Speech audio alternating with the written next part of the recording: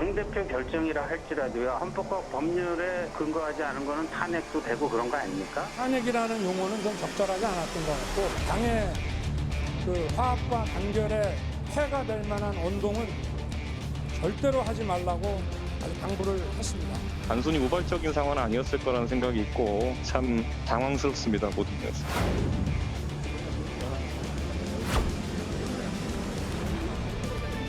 내부를 향해 쏟아내는 말과 글에 대하여 깊은 우려를 표하지 않을 수 없습니다.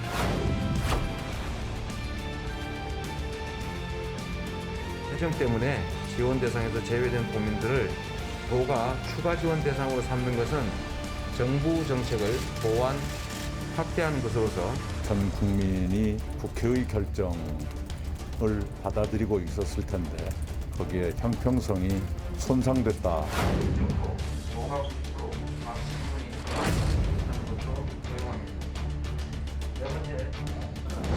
경쟁 실천과 또 원팀 정책을 당원들 앞에서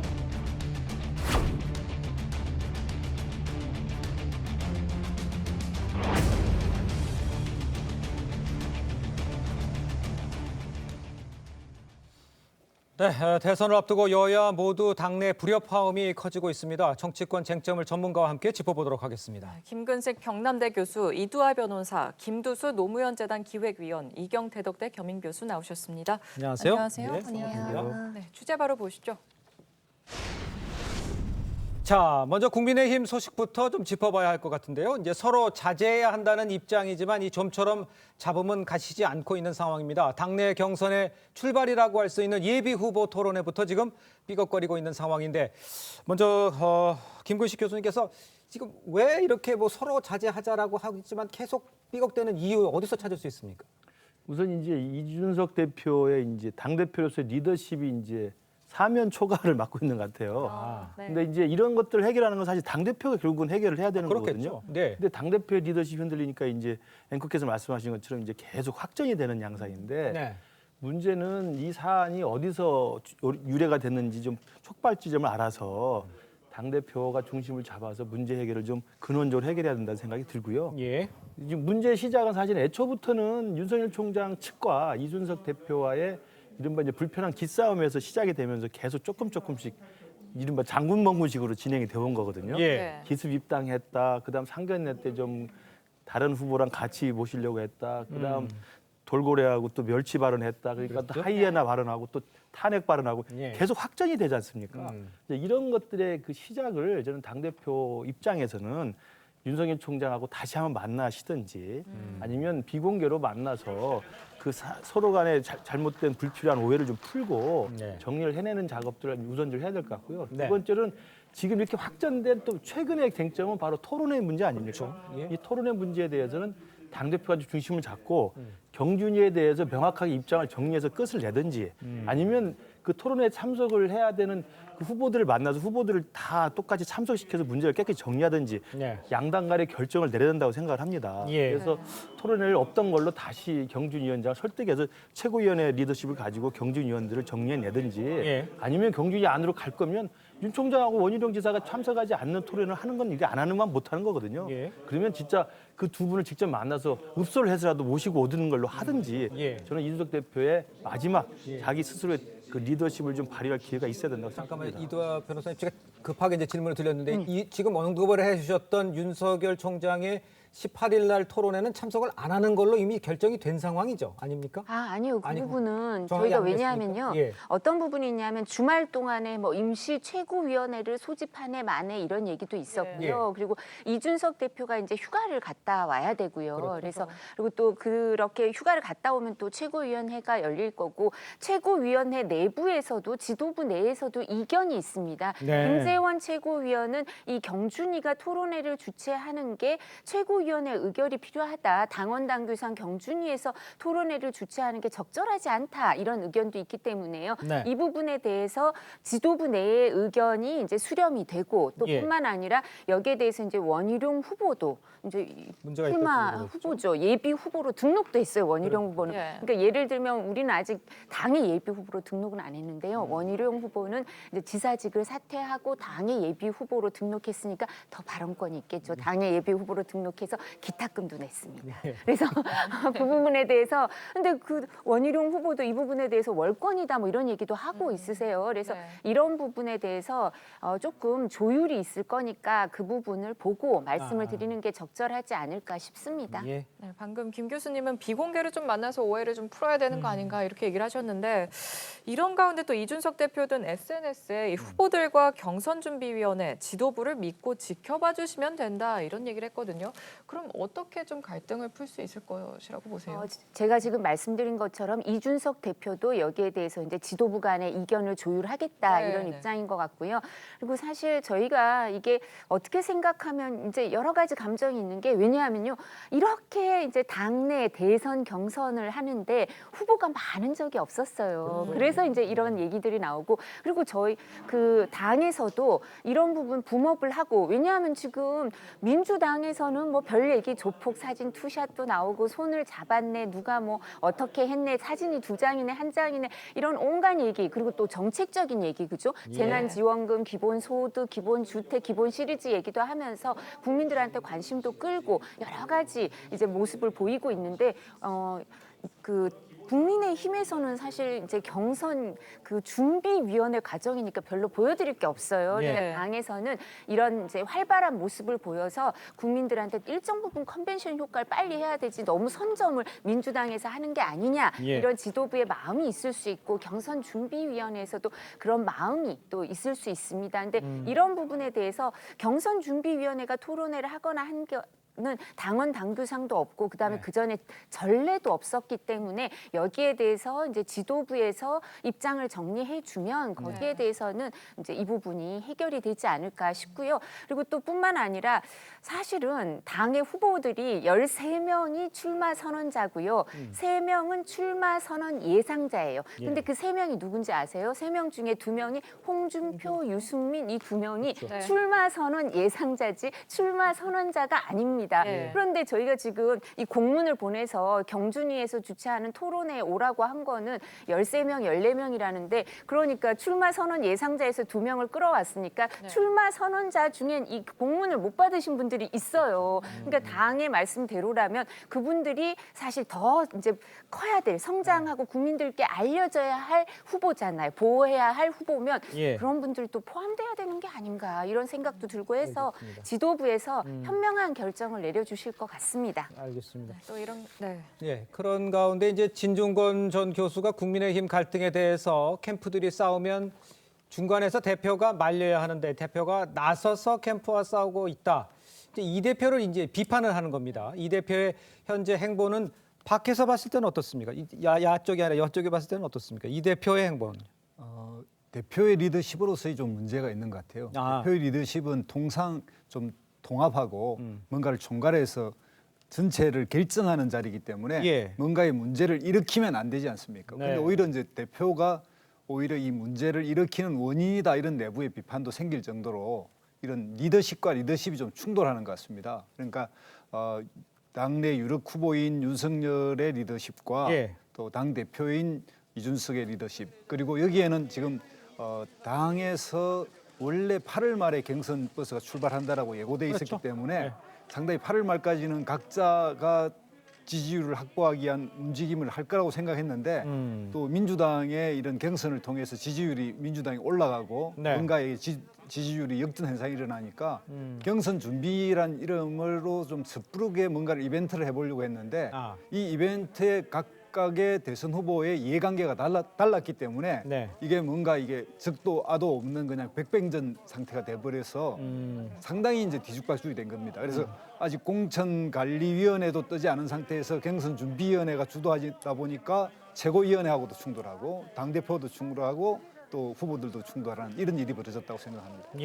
또 이런 가운데 예비 후보 토론회를 놓고 논란이 커지면서 이게 또 후보들의 갈등으로도 번지고 있습니다. 후보 측 입장들 먼저 들어보시죠.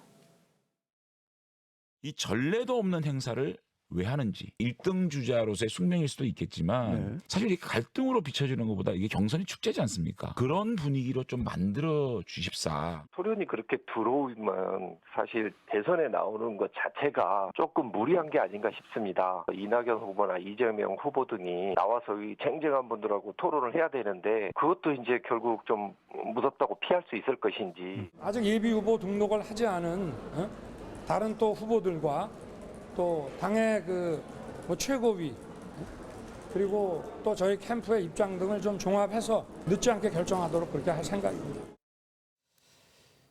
자, 들으신 대로 이제 유승민 전 의원 캠프 대변인 김웅 의원이요. 윤 전 총장이 토론이 두려운 것 아니냐, 이 대선에 나오는 것이 무리 아니냐 이런 지적을 했습니다. 이경희 의원이 잠깐 얘기해 주시고 그다음에 이두하 의원님 말씀을 해주셔야 될 것 같네요. 예. 우선 토론회가 윤석열 전 총장의 입장 측에서 제가 들었을 때 토론회가 어차피 순리대로 진행이 된다 하면은 뭐 9월 중순 정도에 일어날 것인데 이것을 저희 국민의힘이 8월 말에 그 예비 후보 등록을 하고 9월 중순에 컷오프가 있습니다. 그 안에 토론회를 하면 될 것을 지금 얘기 나온 거는 8월 18일, 8월 25일 한마디로 예비 후보 등록 전에 왜 토론회를 하느냐. 근데 그쪽에서 얘기하는 부분은 어차피 나중에 할 걸 왜 당겨서 하느냐. 별거 아니라고 말씀을 주셨는데요. 그럼 반대 입장에서 본다면 지금 국민의힘의 그 지지율 부분도 좀 있고 또 민주당에서 토론회를 열어가면서 지지율이 또 올라가는 부분도 좀 어느 정도 있기 때문에 당대표 입장에서는 그 별거 아닌 토론회를 당길 수도 있는 것입니다. 저는 그렇게 생각을 하는 것이고요. 윤석열 측에서도 별거 아니라고 얘기했으면 뭐 1, 2주 정도 좀 당겨서 토론회를 하는 것이 뭐 그렇게 어려운 일인가 이런 관점도 국민의힘 쪽에서도 있는 것이고 저 외부에서 봤을 때도 저도 좀 그런 생각을 가지고 있는 것인데 지금 여기서 문제는 그런 것 같아요. 이준석 대표는 본인이 2030을 견인해야 된다. 지금 이제 지역 표차가 그렇게 많이 나지 않기 때문에 견인할 수 있는 주인공이라고 생각을 하는 것 같고 그리고 윤 전 총장은 본인이 지금 지지율이 1위이기 때문에 정권 교체의 본인이 주인공이다. 그래서 지금 저는 이것을 국민의 시각으로 봤을 때는 좋지 않고 민주당 시각으로 봤을 때는 이거는 좀 즐기면서 볼 수 있는 시각이 없지 않아 있다는 말씀을 드리는 거고 두 주인공들의 어떤 마찰이 아닌가라고 보여집니다. 알겠습니다. 네, 또 이런 가운데 친윤석열계 의원들이 중심이 된 이 재선 의원 16명은 대표가 공정한 경선 관리를 해야 한다 이런 성명을 냈거든요. 그러면 이 대표의 리더십이 정말 시험대에 올랐다 이렇게 좀 볼 수 있을 것 같아요. 저는 저 부분도 바람직해 보이진 않아요. 그러니까 이준석 대표가 당내 이 윤석열 캠프 측과의 설전을 주고받으면서 그것을 매시간 거의 실황 중계하듯이 페이스북에 올리는 것도 문제이지 않습니까? 그러니까 계속 사실 불필요한 오해와 이 확정이 되는 것이어서 저도 개인적으로도 이준석 대표한테 의견을 전달했고 방송에서 몇 번 이야기했습니다만 이번에 이 위기를 벗어나면 저는 벗어날 거라고 생각하는데 위기를 벗어나면 이제는 당 대표로서 민주당이나 문재인 정부에 대한 야당 대표로서의 역할 또 제가 알기로는 다음 주에 청와대에서 영수회담도 지금 예정이 돼 있을 수도 있습니다. 그러면 그런 것에 주력하고 당의 대표가 국민들에게 국민의힘이 어떤 스탠스와 어떤 외연 확장의 정책을 내놔야 될지를 크게 고민하는 걸로 가시면 될 것 같고 마찬가지로 저는 지금 당내에서 윤석열 캠프 쪽에 계신 분들도 뭐 엊그저께 윤석열 총장 본인도 말씀을 직접 했지만 캠프 내에서 일절 좀 서로 간에 이제 조심하도록 제가 언행을 조심하도록 이야기를 하겠다라고 이야기를 했습니다. 그래서 캠프 쪽에서도 되도록이면 불필요한 언론 인터뷰, 또 불필요한 기자와의 익명의 어떤 이 기사가 되는 것들을 좀 자제할 필요가 있고요. 그다음에 금방 재선 의원 열 몇 분이 또 이제 나서서 이야기했습니다만 의견을 내는 것이야 뭐 어쩔 수 없습니다만 날로 이렇게 막 격화가 되는 상황에서 또 특정 그룹을 좀 지어서 또 당대표에 대해서 이야기를 하는 것은 이게 제가 볼 때는 문제를 해결하는 것보다 문제를 더 키우는 측면이 있어요. 그래서 제가 제발 말씀드렸는데 이준석 당대표도 문제가 생겨서 정진석 의원이 돌고래하고 멸치 이야기를 하면 제가 봐도 그건 정진석 의원이 발언을 잘못한 겁니다. 그러면 전화를 걸어서 의원님 저 만나서 이야기 좀 하십시다. 비공개로 만나서 풀고 만약에 이준석 대표가 좀 오버해서 그러면 저기 지금 재선 의원 열 몇 명이 저기 성명을 냈으면 거기 점정식 의원이 만약에 주도를 했으면 정점식 의원이 이 대표한테 전화를 해서 대표님 한번 만나서 뵙시다. 이야기하면 되는 것이지. 우리 김두수 총장님도 총장을 해보셔서 알지만 당내 분란들은 되도록이면 드러나지 않게 만나서 풀면 되는 겁니다. 네. 이걸 자꾸 공개 성명을 내고 페이스북에 올리고 또 서로 설전을 주고받으면 좋아하는 쪽은 아까 말씀하신 민주당만 좋아하지 않습니까? 그 부분을 좀 자제하는 게 서로에게 도움이 되고 저는 잘 봉합이 되고 해결될 거라고 봐요. 왜냐하면 윤 총장 측이나 이준석 대표나 서로 윈윈해야만 되는 것이지 한쪽이 져야만 이기는 게임이 아니거든요. 저는 같이 이길 수 있는 좋은 때는 저는 오히려 한탄하는 게 더 될 수 있는 계기가 된다고 봅니다. 그런데 이제 이두하 변호사님께 여쭤봐야 될 게 이제 그렇게 다 같이 잘 되게 하는데 이렇게 말을 하면 토론회가 두려워서 안 나오는 거냐 이렇게 얘기를 하면 윤 총장의 입장에서 반박을 해야 될 거 아니에요. 지지율 아니 뭐 야권 1등 지지율을 갖고 있는데요. 뭐 저렇게 말씀하시는 거에 그렇게 구애받을 필요가 없다고 생각하고요. 이제 그런 부분에 대해서 이제 뭐 이렇게 매번 거기에 대해서 대응을 할 필요도 없다고 생각합니다. 뭐 서운하실 수는 있지만 유승민 전 대표께서는 한 번도 이런 지지율을 가져보신 적이 없기 때문에 그래서 뭐 분발하실 거라고 저는 생각하고 또 토론도 뭐 잘 하시니까 여러 가지 또 바람직한 모습을 보여줄 거라고 기대를 합니다. 근데 지금 말씀드린 것처럼 이제 예비 후보 등록자는 4명이고 그다음에 출마 선언자는 13명이고 그다음 출마 선언 예상자는 3명이고 그중에서 이제 토론에 참석하라고 공문을 못 받은 출마 선언자 3분이 계시는데 그분들이 어떻게 보면 이제 국민들한테 많이 안 알려진 분들이고 그러니까 이런 분들까지 같이 끌어안고 여기에 대해서도 원칙을 정해서 지도부에서 이제 국민들 관심을 끄는 축제를 잘 만들었으면 좋겠다 이런 말씀을 드리는 거고요. 그리고 그 재선 의원 16명도 지금 이제 여러분이 이제 말씀하시는 걸 들어도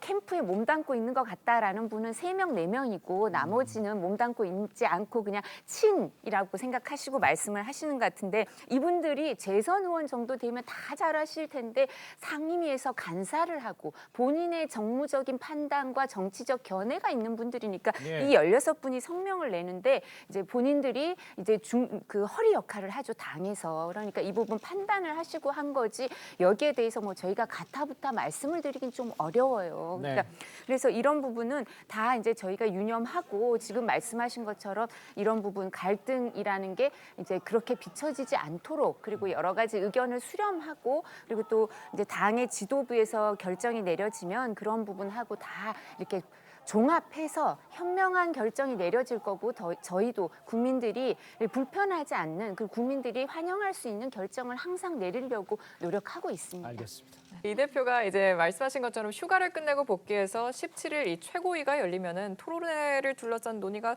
어느 정도 좀 결론이 날 것 같습니다. 아까 좀 윈윈해야 되는데 이렇게 얘기를 해주셨는데 또 민주당 측에서는 웃지 않을 수 없는 상황이기도 하고요. 근데 어느 쪽이 또 윤석열계, 비윤석열계 어느 쪽이 좀 뭐 기싸움에서 좀 이긴다 이렇게 얘기를 할 수 있을까요? 저는 최고위원회가 최고위원회가 열린다면 최고위원회를 열어서 결정하는 게 아니라 최고위원회 전에 해결해야 된다고 생각합니다. 그러니까 제가 뭐 대학에서 행정학 쪽에 이제 전공을 했는데 비공식이 훨씬 더 중요하거든요. 공식보다. 그래서 정치에서는 이준석 대표는 지금까지 행보는 좀 공식적으로 푸는 행태고 본인이 공개적으로 푸는 방식인데 사실은 뒤에 만나서 뭐 남자 같으면 뭐 담배 피우면서 뭐 이런 식으로 일상적 회사라든지 이런 데서 그렇게 많이 풀고 있지 않습니까? 국민의힘 내에서도 사실은 그렇게 풀어야 한다는 생각이 들고요.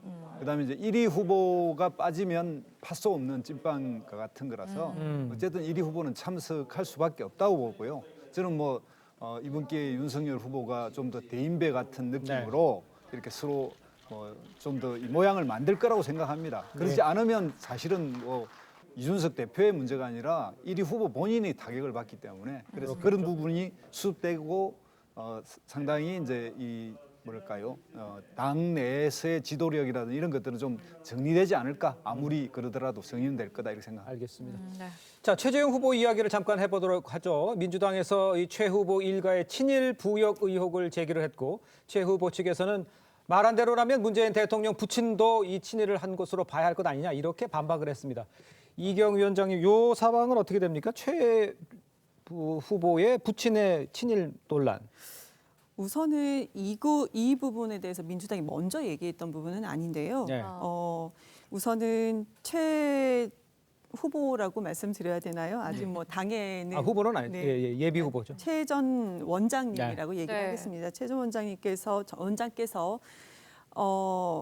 직접 발언은 안 한 걸로 지금까지는 알고 있으나 그 측근들 또 캠프의 공식적인 유튜브에서 아마 지금 독립운동가의 마치 후손처럼 그렇게 홍보를 하고 있는 부분이 있어서 언론에서 좀 팩트체크 개념으로 들어간 것이 1차였습니다. 예. 그래서 그 부분에 보면은 뭐 이완용 같은 친일은 아닐지라도 거의 뭐 부역자였다. 그런데 그런 부분이 지금 총독부 기관지인 매일신보에 거의 20년이 넘는 기록이 이렇게 다 나와 있습니다. 그런 부분은 언론에서 먼저 공격을 했던 것입니다. 지적을 했던 부분인 거고 그러면 민주당 측 캠프 쪽에서는 이런 부분에 대해서 조목조목 언론에서 아주 상당히 그러니까 증조부, 조부에 대해서 상당히 조목조목 지적을 하고 있으니 이 부분에 대해서 좀 해명을 하거나 발언을 좀 해달라 요청하고 있는 그런 상황입니다. 지금 현재로서는요. 그런데 민주당 측에서도 저도 논평을 좀 냈지만 약간 좀 조심스러운 부분이 무엇이냐면 지금 미래 먹거리라든지 미래 일자리 이런 부분에 대해서 우리가 그 양측 간에 당 간에 아니면은 당 경선 내부에서 당 내부에서도 후보들 간에 좀 더 건강한 논쟁을 해야 되는데 너무 과거로 돌아간 듯한 논쟁을 한 부분에 대해서는 좀 조심스러운 부분이 있습니다. 그러면 이 논쟁이 왜 시작됐는가? 아마 최 후보 측의 그러니까 최 전 원장 측의 컨텐츠가 너무 전혀 없기 때문에 지금까지 뭐 독립유공자의 후손이다 이런 식으로 홍보하는 것밖에 나오지 않았기 때문에 이 논쟁이 시작이 아닌가 그런 생각이 듭니다. 그러니까 논란에 대해서는 과거 논쟁을 하는 거는 좀 조심스럽지만 그 내용 팩트에 대해서는 더 조사를 해봐야 될 필요가 있다 이렇게 말씀하시는 건가요? 그러니까 이 부분은 언론에서 우선은 체크를 조목조목했기 때문에 그럼 후보 측에서는 이 부분에 대해서 뭐 설명을 한다든지 설득을 한다든지 무언가는 있어야 된다. 그렇지만 언론에서 이렇게 얘기를 하고 지금 며칠이 지났음에도 불구하고 명확하게 해명한 자료가 없고 오히려 그 대통령의 가족을 좀 건드렸는데 그건 해방 이후고 지금 여기서 논쟁이 되는 부분은 시기적으로 봤을 때 해방 전이다라는 점을 좀 말씀을 드리겠습니다. 알겠습니다. 반박은 제가 한 것으로 기억을 하는데 좀 정리를 해주시죠. 우선 뭐 최재형 원장에 대한 그 조부 또 증조부의 친일 논란을 이제 일종의 시민단체 쪽에서 제기를 했고 이걸 언론에서 보도를 했기 때문에 그분은 캠프나 뭐 본인이 만약에 기회가 되시면 깔끔하게 정리를 하시면 될 것 같아요.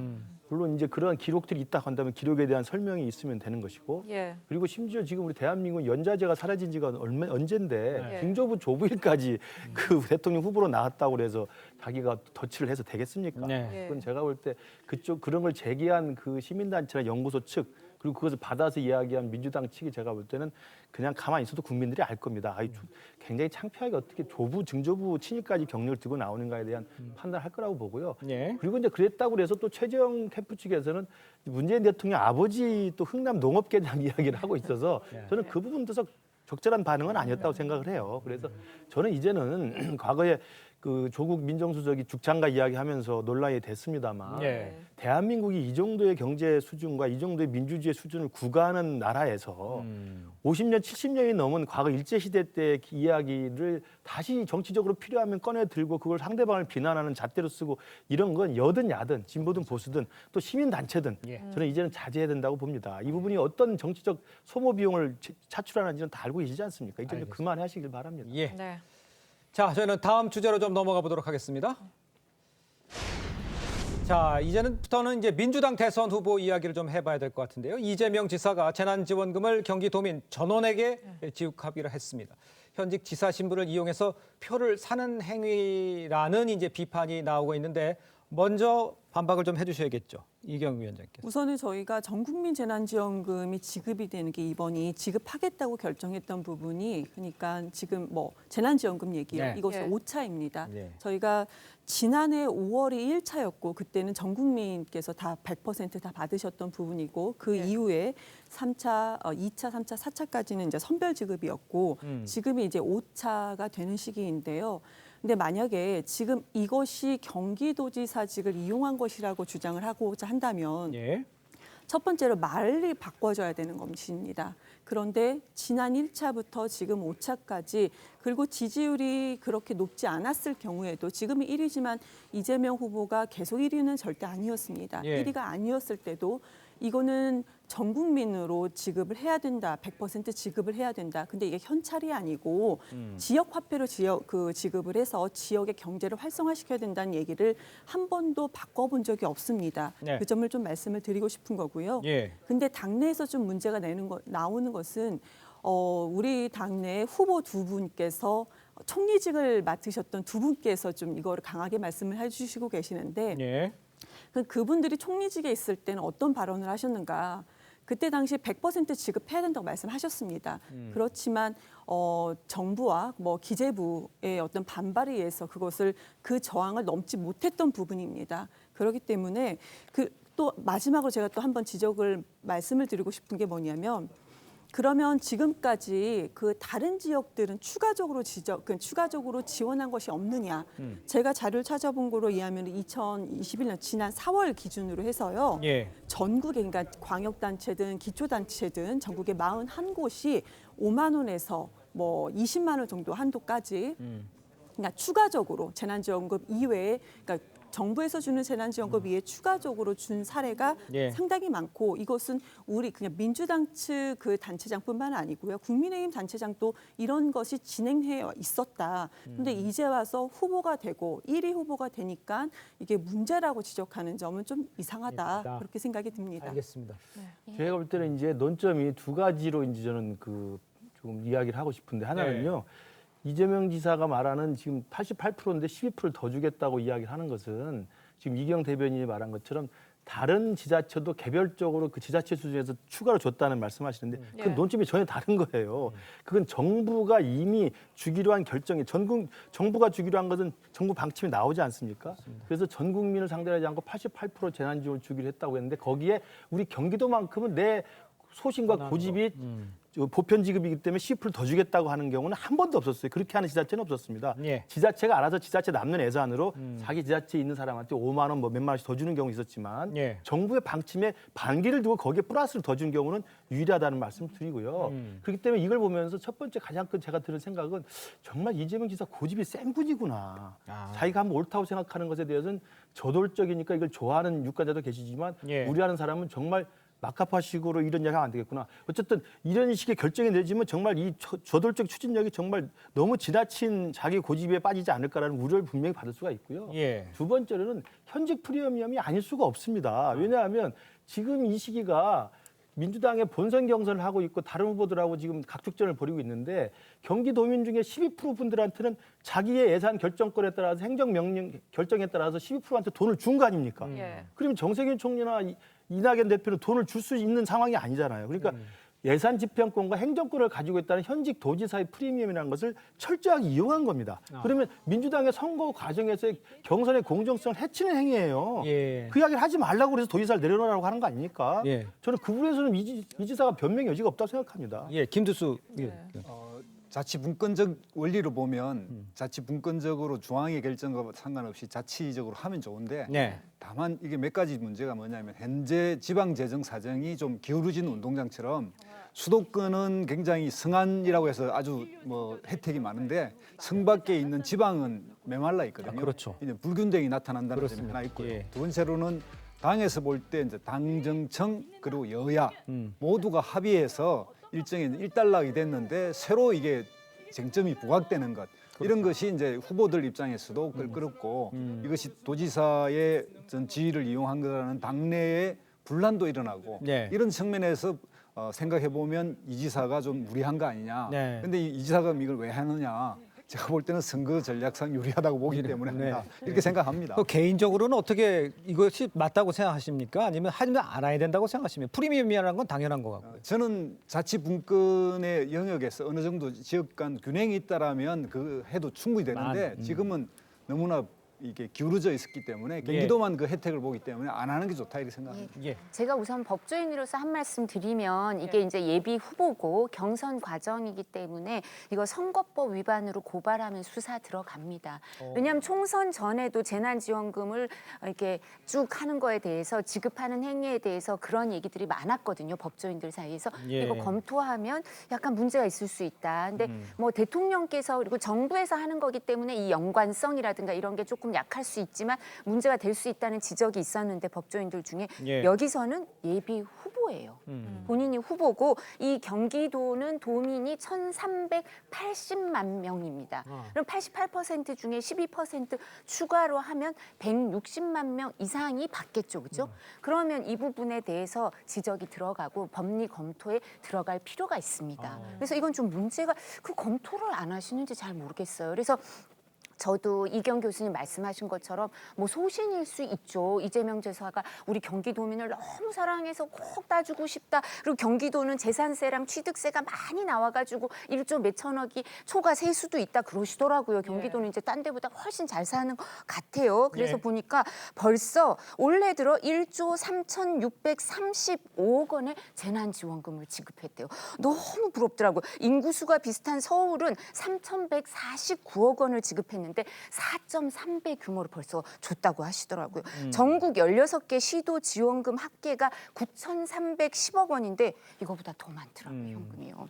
그래서 1인당 지급 금액도 1위예요. 그래서 그러시면 부지사한테 이런 선거법 위반도 안 생기려면 아예 그냥 이거를 부지사한테 권한대행 시키고 본인은 사퇴하고 부지사가 그 좋은 취지를 받아들여서 하시면 되잖아요. 그럼 이런 오해도 없거든요. 그리고 또 이렇게 하니까 지금 이제 교수님도 말씀하셨지만 이제 다른 후보들이 공격하는 것 중에 하나가 문재인 대통령은 가만 계시다 의문의 일패구나 뭐 이런 얘기도 나오고요. 그래서 그리고 또 괜히 아프리카 얘기를 하셔가지고 그럼 못 주는 그 전국 16개 시도보다 더 많이 주시고 이러니까 그럼 다른 시도는 아프리카인가 뭐 그리고 아프리카는 또 기분 나쁜 거 아닌가 뭐 이런 얘기도 나오니까 그건 하실 필요가 없는 저희가 뭐 오해를 할 필요는 없는 얘기 같습니다. 이경 의원께서 반론을 좀 해주세요. 네, 우선은 뭐 아프리카 얘기는 좀 그걸 들으면서도 이건 좀 그 비유가 좀 적절하지 않는 건 아닌가라는 생각은 들었었고 우선은 지금 뭐 88%, 12% 말씀을 주셨는데요. 제가 앞서 말씀드린 것처럼 지자체 나름대로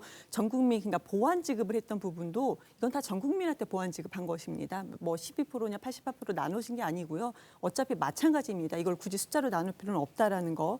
그리고 그 문재인 대통령이 지난 1월에 신년 기자회견 때 이런 얘기를 했습니다. 재난지원금만으로도 충분하지 않기 때문에 지자체가 보완적으로 하는 것은 얼마든지 할 수 있는 일이다라고 말씀을 하셨고요. 그리고 지금도 경기도지사 지금 법적으로 90일 전까지 법적으로 허용한 것입니다. 그리고 또 그 우리 대변인님께서 법리 검토가 좀 있고 문제가 있다. 이것도 법리 검토를 한 바가 있습니다만은 문제가 되지 않는다는 시점도 이 시각도 아주 강하다는 것도 말씀을 드리겠습니다. 그리고 지자체 자체적으로 한다 하더라도 경기도 내에서도요. 만약에 지자체로 한다고 하면은 경기도 또 그 지방자치가 또 있지 않겠습니까? 거기서 50% 그 정도는 지원을 이렇게 분담을 했다가 지금은 경기도에서 뭐 90% 지원할 수도 있고 만약에 기초자치에서 원하지 않을 경우에는 뭐 그냥 88% 지원한다 이렇게 좀 열려 있어서 논의하고 있다는 걸 말씀을 드리겠습니다. 그리고 마지막으로 재정 자립도 말씀을 주셨는데요. 지금 우리나라에서 경기도가 3위이고 1위는 서울입니다. 그럼 서울도 부러우면 하시면 되는데 지금 이걸 시기를 놓쳐서 못 하시는 건 아닌가 생각이 듭니다. 제가 한 말씀만 드리면요. 정말 그 이재명 지사께서 현직 프리미엄이 아니라고 자꾸 이야기하고 경기도지사를 수행하는 게 그 도민의 위임을 받아서 한 거라고 그러는데 아까 입법 취지 말씀하시는데 공직선거법 50 몇 조인가에 90일 전에 사퇴하라고 한 이유가 그렇게 이 문제가 없으면 사퇴 규정을 안 넣죠.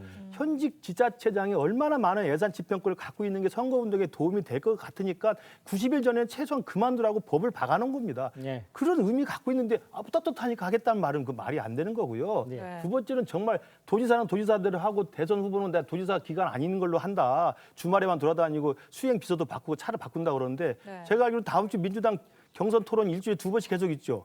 다 일과 시간이 있습니다. 주중에. 그 시간은 반찬해 오십니까? 그 명확히 하셔야죠. 이재명 지사답지 않은 거예요. 예. 왜 두 가지 그 머리를 다 쓰고 하려고 합니까? 이재명 지사답게 정말 불도저식으로 나 버리고 깨끗이 하겠다라고 하시면 되지 뭐 구구절절 변명할 게 뭐 있습니까? 그리고 연차 휴일도 예. 이렇게 되면 아마 이제 연차 거의 다 휴일을 못 쓸 다 거예요, 공개해라 이렇게 될 수밖에 없을 겁니다. 이재명 그리고 지사 선거법 예. 위반 여부는 분명히 문제될 거니까 두고 보시죠. 알겠습니다. 잠깐 이렇게 말씀 시간 드릴게요. 짧게 해주시죠. 하겠습니다. 이재명 지사답게 한마디로 국회의원도 한 번도 한 적이 없고요. 네. 뭐 총리직도 한 번도 해본 적이 없는 사람입니다. 그 사람이 지금 경기도민의 88% 이상한테 지지를 받고 있는 것이고 네. 지금 이 자리 1위 자리까지 온 거는 이재명 지사답게 그러니까 그만큼 도민들을 위해서 예. 일해 왔기 때문에 지금 이 알겠습니다. 자리에 있는 것이라고 말씀드리겠습니다. 네, 이 이야기는 여기까지만 하도록 하겠습니다. 네, 음식 칼럼니스트 황교익 씨가 경기관광공사 사장에 내정됐다는 보도가 또 이런 네. 가운데 나왔습니다. 경기도 측에서는 아직 내정은 아니다 이런 입장이고요. 이런 상황에서 이재명 지사와 황교익 칼럼니스트의 친분이 또 관심을 모으고 있는데 두 사람의 과거 모습부터 보시죠. 지사님은 너무 일을 많이 하시는 것 같은 느낌도 들고 포인트마다 이제 딱딱 그걸 제대로 찍어내시더라고요. 대화를 많이 해서 그래요. 이제 대한민국 인물 중에 가장 욕을 많이 먹은 그죠? 욕 먹는 정도야 뭐. 혼자만의 일이 아니라 가족들 전체가 그 어떻게 견디셨어요? 가족들만 그래서 뭐 아내가 잘 견뎌준 거죠. 당해본 사람들은 이게 얼마만큼 속 터지는 일인가. 뭐 형수한테 욕설 하고 하는 왜 욕을 했지? 그 이재명의 삶이 어릴 때 그 빈민의 그 삶이잖아요. 거칠게 사는 사람들이 많죠. 어린 시절의 그 삶에 대해서 너무 야박하게 굴지는 말자, 이해하자. 자, 지금 들어보셨습니다만 황교익 씨는 이재명 지사의 형수 욕설이 논란이 되자 이해한다. 옹호하는 말을 하기도 했습니다. 그래서 지금 보훈인사라는 말도 나오는 건데 김두수 위원께서 여기서 이거 상황은 어떻게 보십니까? 네. 일단 임명할 수 있는 자격이 있다면 누구나 임명할 수 있다는 게 이 그 공사 임명권을 가지고 있으니까요. 그거는 기사가 가지고 있죠. 예, 그건 맞죠. 보고요. 예. 다만 이 자리에 어떤 역할과 해야 될 앞으로의 만약 관광공사가 황교익 씨 같은 분이 있어야 더 발전한다라고 생각하면 임명할 수 있다고 봅니다. 그런데 그래서 이 역할에 대해서는 일반적으로 제네럴리스트냐 스페셜리스트냐 이런데 여기에서는 황교익 씨 정도면 그 자격은 가지고 있다고 봅니다. 아, 자질은 된다. 예. 그런데 다만 이제 이게 이 시점 이제 경선이 벌어지고 있는 이 시점에 임명을 하면 황교익 씨가 가지고 있는 상징성이 있기 때문에 논란이 일어날 수밖에 없었고 이 논란에도 불구하고 임명이 물론 절차는 이제 청문회를 거쳐서 하지만 그 과정을 거치면서까지 한다는 거는 제가 볼 때 이재명 지사가 선거 전략으로 돌파하겠다 이런 생각을 가지고 있기 때문에 임명했다고 생각합니다. 네, 말씀하신 것처럼 어느 정도 이렇게 가능성은 있다고 하셨는데 경기도 측에서는 아직 내정은 아니고 후보 가운데 한 명이다. 인사청문회를 거쳐서 최종 임명 여부가 결정된다는 입장입니다. 근데 맛집 컬럼니스트이기도 한데 이런 정치적 발언, 성향이 드러나는 발언이 굉장히 좀 과거에 많았었거든요. 근데 문제가 될 것이 없다. 이렇게 판단이 될 수 있을까요? 근데 뭐 공모 절차를 거치면 되는 거니까 예. 법적으로 문제는 없어요. 다 지원하고 그러면 서류 전형하고 면접하고 최종 압축해서 청문회 거쳐서 도지사가 임명하면 됩니다. 절차적 정당성은 다 가지게 되는 거죠. 예. 그 부분에 대해서는 뭐 누가 감나라 변화를 할 수는 없는 것이고요. 예. 근데 이제 이번에도 서울시에도 SH 공사로 내정됐다가 청문회까지 했던 김연아 의원이 중도 하차하지 않았습니까? 그렇습니다. 그러니까 그러나 정치적 논란거리가 될 수가 있는 거죠. 그러니까 황교익 씨가 경기관광공사 사장의 자질이 있느냐는 적절성 하나하고 있을 수도 있고 없을 수도 있고 평가의 문제겠지만 두 번째는 지금 가장 예민한 민주당의 경선이고 앞으로 대통령 선거가 있는 상황에서 그렇습니다. 친문의 대표 스피커인 황교익 씨를 굳이 강강호 사장에 임명하는 것이 적절한가에 대한 정치적 논란이 또 있고요. 예. 세 번째는 저는 개인적인 생각입니다만 네. 청문회에서 또 뭐가 나올지 모릅니다. 황교익 씨 관련해서. 예. 제가 뭐 아는 건 아닙니다만 그분에 대해서. 그래서 아마 두고 보면 뭐 될 것 같습니다. 알겠습니다. 예. 자, 정치권 상황은 저희가 좀 더 자세히 짚어보도록 하고요. 네 분과는 여기서 인사 나누겠습니다. 고맙습니다. 감사합니다. 감사합니다.